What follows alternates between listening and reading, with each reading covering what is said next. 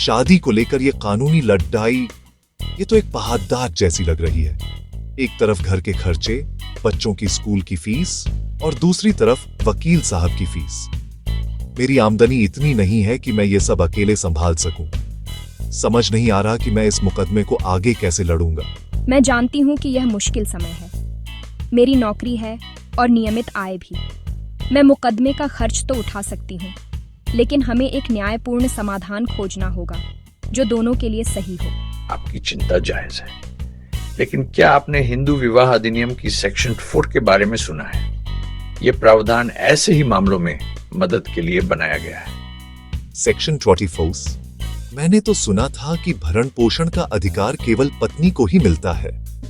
क्या यह सच है? नहीं, यह एक आम गलतफहमी है। कानून लिंग के आधार पर भेदभाव नहीं करता।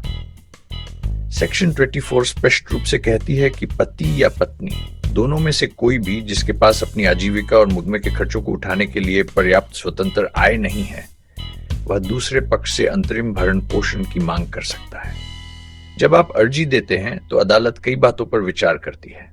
वह दोनों पक्षों की आय, संपत्ति, देनदारियों और उनके जीवन स्तर को देखती है।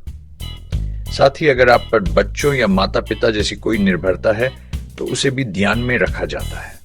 न्यायालय के समक्ष जब सेक्शन 24 के तहत कोई आवेदन आता है तो हमारा उद्देश्य यह सुनिश्चित करना होता है कि मुकदमे की अवधि के दौरान जिस पक्ष के पास गुजारे और मुकदमे के खर्च के लिए पर्याप्त आय नहीं है, उसे दूसरे पक्ष से मासिक भरण पोषण और मुकदमे का एकमुश्त खर्च दिलाया जाए। यह अधिकार किसी के लिंग पर नहीं, बल्कि विशुद्ध रूप से उसकी आर्थिक स्थिति पर आधारित है। हमारा लक्ष्य यह है कि कोई भी पक्ष केवल पैसे की कमी के कारण न्याय पाने से वंचित न रह जाए। इस प्रक्रिया के लिए आपको अपनी आर्थिक स्थिति को साबित करने वाले दस्तावेज जमा करने होंगे। इसमें आपकी सैलरी स्लिप, बैंक स्टेटमेंट, आयकर रिटर्न और किराए या EMI जैसे खर्चों के सबूत शामिल होते हैं। जितनी स्पष्ट जानकारी आप देंगे, अदालत के लिए फैसला लेना उतना ही आसान होगा।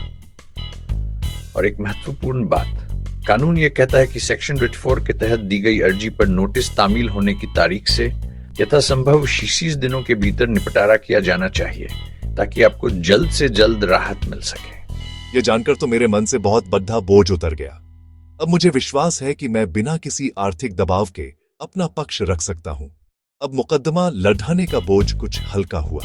बिल्कुल, ये किसी की हार या जीत नहीं है, बल्कि ये एक न्यायपूर्ण सहायता है ताकि प्रक्रिया भी न्यायपूर्ण तरीके से पूरी हो सके। याद रखें, सेक्शन 24 एक अंतरिम उपाय है जो मुकदमे के अंत तक लागू रहता है। अगर भविष्य में किसी भी पक्ष की आर्थिक स्थिति में कोई बड़ा बदलाव आता है तो इस आदेश को संशोधित भी किया जा सकता है। इसलिए हमेशा अपने वकील से सलाह लें और अदालत के सामने सही जानकारी प्रस्तुत करें।